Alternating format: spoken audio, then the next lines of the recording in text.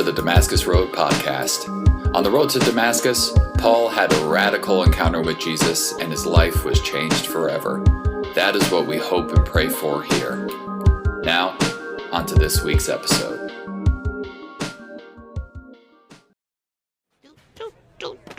Hi, Louise! Crap! Millie! What are you sneaking up on me for? I have a new secret handshake for us. I bend your finger really far back, and you bend my finger really far back, and then into a hug shake. Stop hug shaking me! Tina, get her off of me! Okay, can you let her go? So what's new, Millie? Oh, I'm just doing the 4th grade thing, taking some classes, squeezing in some recess. All that running around doesn't leave enough time for my best friend over here, though. We're not best friends, Millie. Right, I'm your nemesis. We love each other, but we've got some history. You're not my nemesis! We're nemesises. We're rivals who are also totally obsessed with each other. Fremesises. Oh, like Batman and Catwoman. And like socks and sandals. Millie, this is all in your head. We are nothing!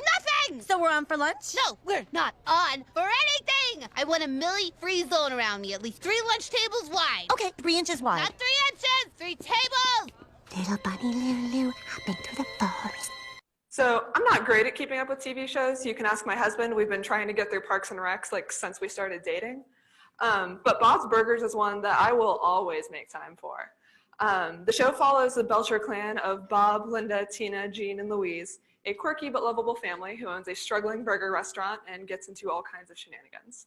Now, each member of this family is ridiculous in their own special way, from Bob's burger puns, to Tina's obsession with horses, to Jean writing an entire musical mashup of Die Hard and Working Girl. And I'm not the only one who enjoys the show. Several DR people, myself included, have dressed up as various members of the Belcher family over the years. But one reason I really like Bob's Burgers is that for a relatively silly show, the characters actually have really good depth, and the family relationships they show are really great. They can all be really ridiculous, but they still ultimately love each other, and they show a lot of good development and depth over time. Their friendships, on the other hand, can be pretty dysfunctional, to say the least.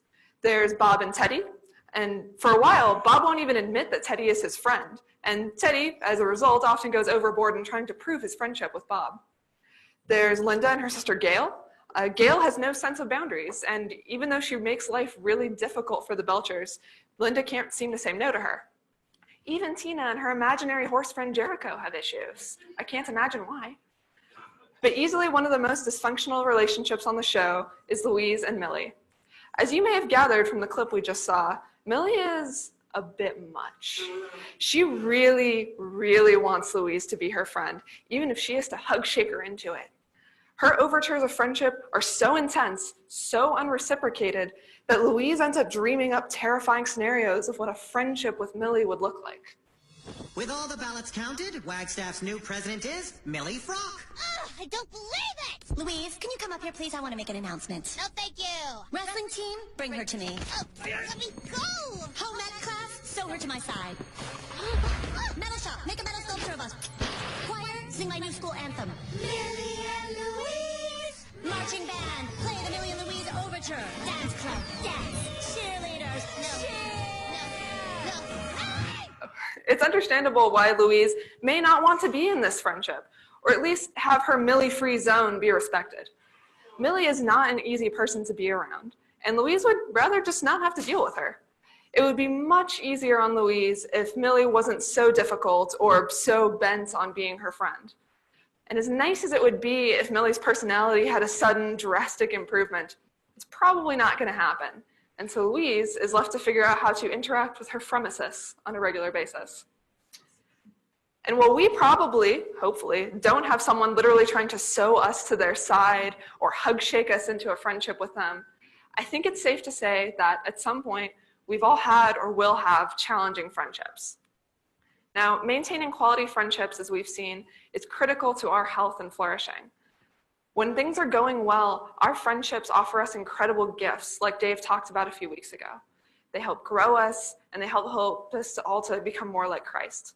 We've learned what makes a good friend and how to be a good friend to others, as Jonathan and David model for us in 1 Samuel.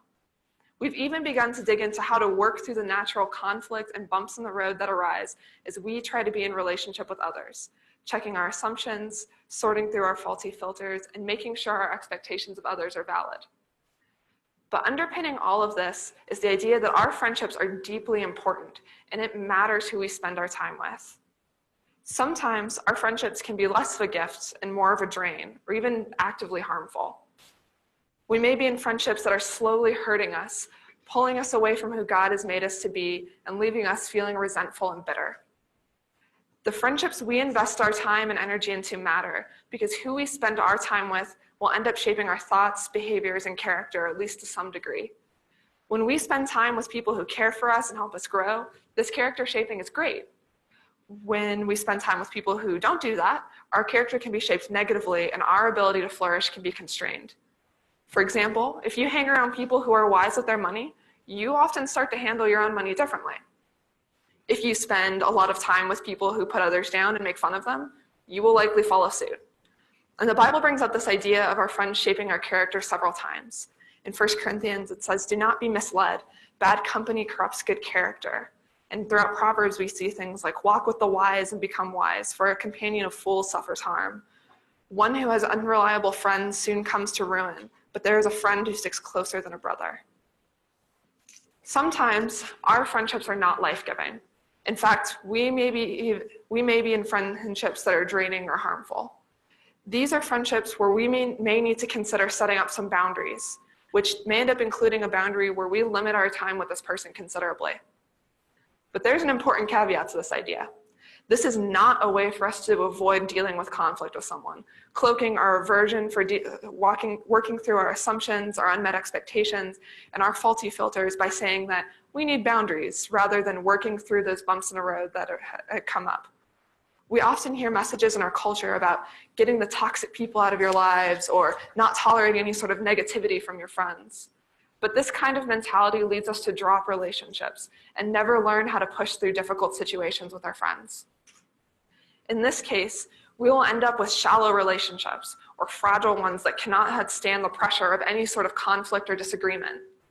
We might find ourselves flitting between relationships that inevitably fizzle out or break down, always feeling like we aren't respected enough or cared about. So this leaves us with an important question. How do we learn to sort through conflict we need to face, or when we need to put boundaries in place, or when we need to consider ending a friendship? The Bible gives us a really useful way of looking at this in the story of Saul and David.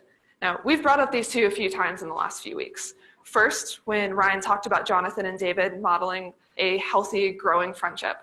And last week when Megan talked about Saul's faulty filter, his broken narrative that he filters his experience through. That story of "I'm not good enough" that Megan walked us through last week has some very serious consequences for Saul, particularly in his relationship with David. Now, initially, David just works for Saul. He is a gifted musician and he plays his lyre to help Saul relax. Saul does actually care for David though. When he volunteers to fight Goliath, Saul initially won't let him out of worry for his safety against such a strong enemy. And even when he does give David the go-ahead, he gives him his own armor and weaponry to face him. When David defeats Goliath and opens up the path to an Israelite victory over the Philistines, Saul is impressed and he brings David even more into his service. From that day, Saul kept David with him and did not let him return home to his family. Whatever mission Saul sent him on, David was so successful that Saul gave him a high rank in the army. This pleased all the troops and Saul's officers as well.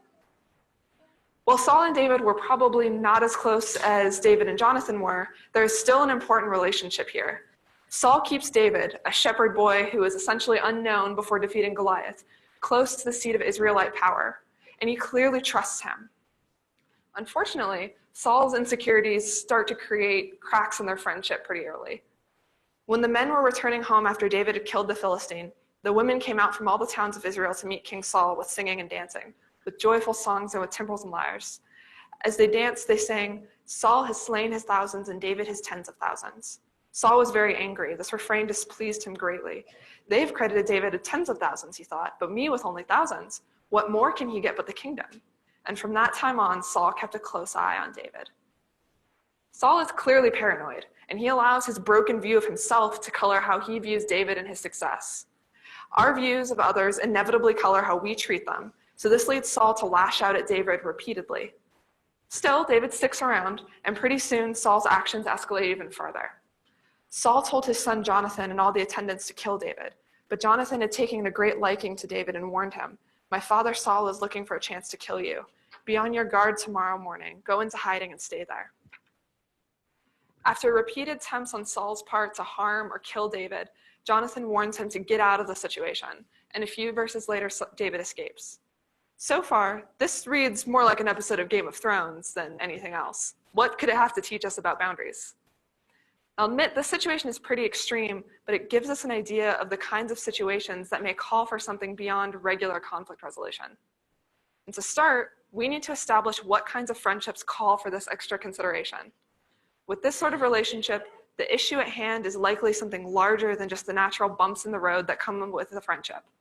This doesn't mean we're suddenly excused from trying to work through conflict with this person to the best of our ability, but rather that we may need to consider some steps beyond that in order to balance our own health with loving this person well.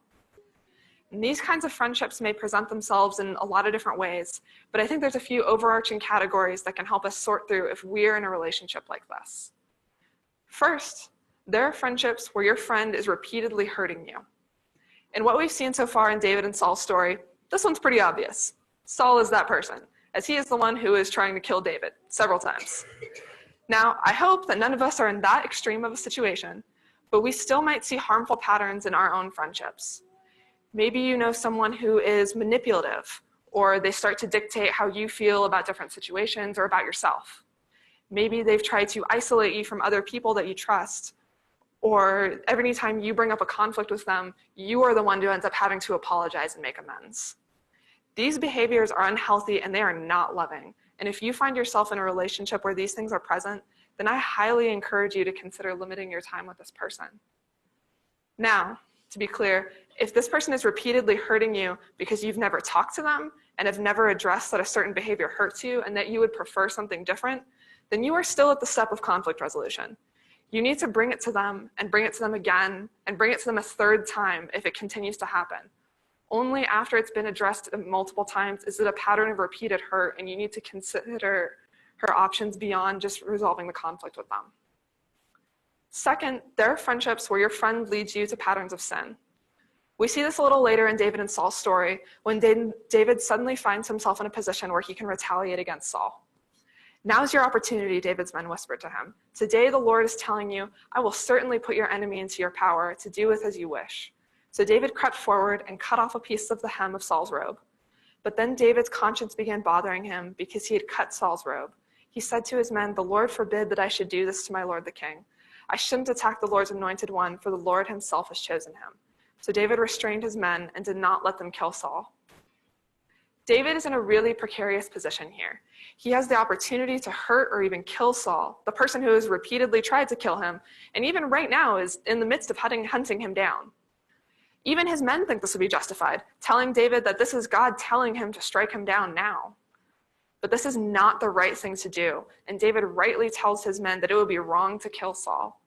Here, David's men try to lead him towards something that would be ultimately sinful, even if they think it's the right thing to do. When we're in a friendship where the other person repeatedly encourages us to sin, we need to bring that to them and consider limiting our time with that person. So in my undergrad, a friend of mine who was dating someone at the time found herself in a situation at work where several guys were trying to pursue a romantic relationship with her in the guise of friendship. They would constantly try to be alone with her. They would point out issues they perceived in her relationship with her boyfriend, and they would encourage her to be more vulnerable or intimate with them than would be appropriate. These are not good friends. Friends may speak hard truths to us or give us advice, but friendships that try to steer us towards dangerous territory are friendships that need to be carefully considered. Just like we saw earlier in the verse from 1 Corinthians, the people we spend our time with have a significant effect on our character, and it matters that the friendships we are investing a lot of time in are helping shape us in positive ways. And third, we may be in friendships with someone who does not respect boundaries. We see this again in David and Saul's story. In 1 Samuel 24, right after David chooses to not strike at Saul, David confronts him, and Saul seems to respond positively, saying this to David: "Who else would let his enemy get away when he had him in his power? May the Lord reward you well for the kindness you have shown me today. And now I realize that you are surely going to be king, and that the kingdom of Israel will flourish under your rule. Now swear to me by the Lord that when that happens, you will not kill my family and destroy my line of descendants." So David promised this to Saul with an oath. Then Saul went home, but David and his men went back to their stronghold. At first, it may seem strange that David does not just return with Saul. Didn't they just reconcile their friendship? But here's what happens just a couple of chapters later. The Ziphites went to Saul at Gibeah and said, Is not David hiding on the hill of Hakila, which faces Jeshimon? So Saul went to the desert of Ziph with his 3,000 select Israelite troops to search there for David. Saul made his camp beside the road of the hill of Hakila facing Jeshimon, but David had stayed there in the wilderness. When he saw that Saul had followed him there, he sent out scouts and learned that Saul had definitely arrived. Saul does not follow through on what he said. Though he recognizes that David is right and that he has been wrong in pursuing him, Saul continues to try and hunt for David. It is understandable that David does not immediately return with Saul, because Saul is clearly not trustworthy in this area. When someone repeatedly does not respect our boundaries after we've communicated them, then we may need to consider withdrawing from that friendship. To be clear, those boundaries, much like expectations, must be clearly communicated. We cannot just think them and expect that they will be followed. That is a recipe for resentment and hurt. But if we've communicated them and our friend chooses to repeatedly ignore them, we may need to consider significantly limiting our time with this person. So I've mentioned boundaries a few times now, so I think it's worth walking through what that might look like for us. First, I want to make it clear that boundaries are not just for difficult situations or people like what I've brought up so far. I think Brené Brown's definition of boundaries is the most useful and widely applicable here. Boundaries are simply our list of what's okay and what's not okay. And by that definition, boundaries are something that we can and often should have in any of our relationships, as boundaries help us to protect ourselves while allowing a healthy space to interact with others. While they are helpful in any relationship, they can be especially necessary in friendships where there are sustained patterns of hurt or harmful behaviors. Brené Brown puts it this way in her book, Rising Strong. What boundaries need to be in place so that you can stay in your integrity and make generous assumptions about this person's motivation, intentions, or behaviors? And for many of us, there may be some tension between setting boundaries and being kind to others. It does not necessarily feel loving to set boundaries, and we may wonder how to set healthy boundaries and remain compassionate. The reality is that it is really hard to be truly compassionate without setting boundaries. Without clearly knowing what is and what is not okay for us, we begin to lose our own integrity and we can grow resentful, feeling like we're being taken advantage of and are not cared about. We cannot be good friends to others if we are constantly allowing our own worth to be overrun. Again, from Brené Brown, I believe it comes down to a simple question. Can you be kind and respectful to your friend if he or she is hurting you? The answer is no, and this leads to a couple of choices. The easy solution is to be unkind and disrespectful back, or to walk away. The courageous answer is to look at this friend and say, I care about you and I'm sorry that you're going through a hard time, but I need to talk to you about what's okay and what's not okay. These kinds of conversations about what is okay with us and what is not okay for us can be really hard, but they are so very worthwhile to the health of ourselves and our friendships. When we know that our friendships are unhealthy or are shaping us negatively, learning to set boundaries and have conversations about what we need can improve the health of these relationships and respects the inherent worth of both people. David has a boundary, even later in 1 Samuel, David has a boundary setting conversation with Saul. Then he shouted to Saul, why do you listen to the people who say I am trying to harm you? This very day you can see with your own eyes it isn't true. For the Lord placed you at my mercy back there in the cave. Some of my men told me to kill you, but I spared you. For I said, I will never harm the king. He is the Lord's anointed one. Look, my father, at what I have in my hand. It is a piece of the hem of your robe. I cut it off, but I didn't kill you. This proves that I am not trying to harm you and I have not sinned against you, even though you have been hunting for me to kill me. May the Lord judge between us. Perhaps the Lord will punish you for what you are trying to do to me, but I will never harm you. As the old proverb says, from evil people come evil deeds, so you can be sure I will never harm you.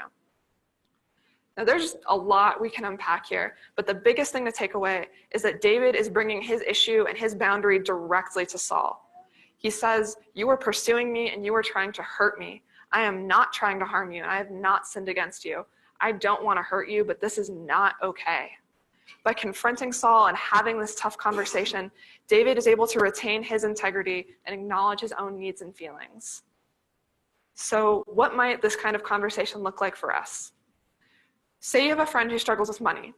They might ask you to borrow money for lunch or for a movie ticket, or maybe they start to need a lot more than that.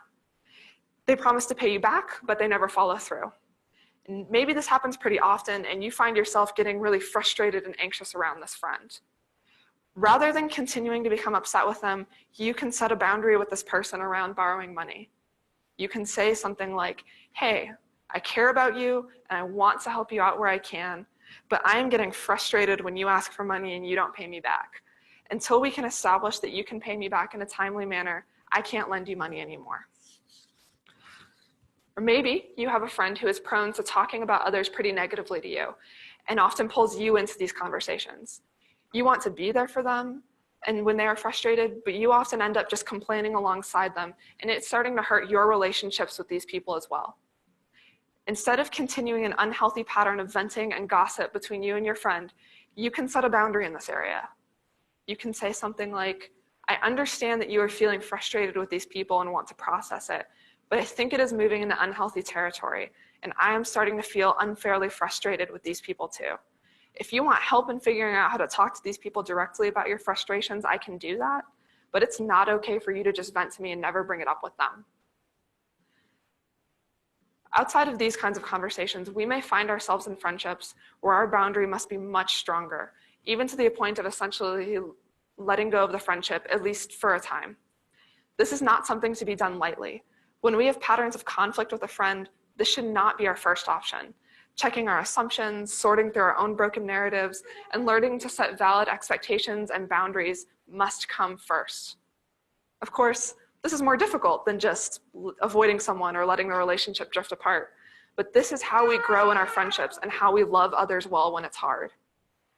If we've worked through these things and we've brought it to God in prayer, if we've tried to set clear boundaries that are not respected, if the person continues in a pattern of hurt and does not want to move forward, then it may be time to let go of this friendship so that you both have the space to grow in the way God intends. Romans 12:18 makes it clear that as much as it depends on us, we must try to be at peace with everyone. So working through tough conversations about conflict and boundaries is really important. At a certain point, though, it is no longer dependent on you, and it may be that you need to make the courageous decision to let go of the friendship until things can change. These decisions are not easy, and they will likely not feel great either. But speaking the truth in love is what we are called to do as the body of Christ. We must be willing to do away with pretense and address our friends honestly, because without that, we cannot move forward. Therefore, each of you must put off falsehood and speak truthfully to your neighbor, for we are all members of one body. So, what can you do in order to sort through where your friendships are at? First, you can prayerfully consider the health of your friendships and if any of them have the signs of damaging unhealth we walked through earlier. A friendship that is repeatedly hurting you, leading you to patterns of sin, or a friend who does not respect boundaries. Second, you may need to consider what boundaries you need to put in place, thinking through your lists of what is and what is not okay so that you can retain your integrity and interact with your friends in a healthy way. If you want to learn more about working through boundaries and what those kinds of conversations can look like, then I really recommend looking into the books Boundaries by Henry Cloud and James Townsend and Rising Strong by Brene Brown, which I quoted a few times earlier. These are really great resources and really dig into the details on how to work through this area that a lot of us can struggle in. And finally, if you do find yourself in a friendship that is extremely unhealthy or harmful, bring it to God and ask for discernment on what to do next, and consider seeking some wise counsel as well. You may need to work through some assumptions or unmet expectations with this person, or work on setting some boundaries with them. These boundaries may allow you to still spend time with the person and potentially just work towards a healthier friendship for both of you. Or it may be that your boundary needs to be that you limit your time with this person until things change for the better. And thinking through all of this, you might wonder, why is it worth going through all of this difficulty? This stuff is hard. It is hard to admit when a friendship is hurting you. It is hard to set boundaries, and it is really hard to let go of relationships, even when we know it will help us to be healthier people. But I want to encourage you that this matters deeply. It matters that we are investing our time and energy in healthy, supportive friendships, and that those friends are investing in us in return. It matters that we are able to set up healthy boundaries that help us recognize our inherent worth and the worth of others, freeing us to love others well and opening up our emotional bandwidth to be more connected with others. It's better for us, and it is better for our friends and families. All of our relationships are able to grow and develop well when we're able to do this. This is hard work, but it is work that God blesses us in.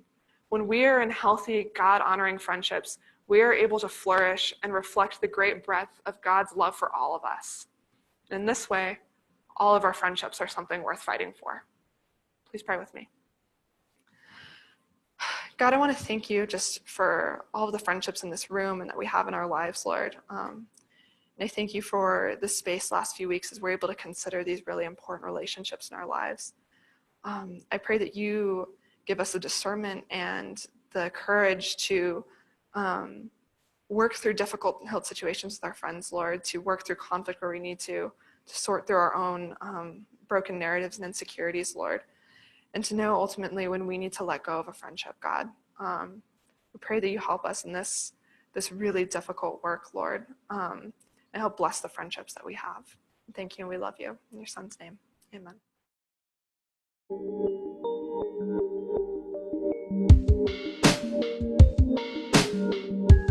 Thank you for joining the Damascus Road podcast. Our mission is to follow Jesus together by being with God, loving everyone, transforming people, developing leaders, growing new ministries, and changing the world. You can find out more about us online at DamascusRoadTucson.com.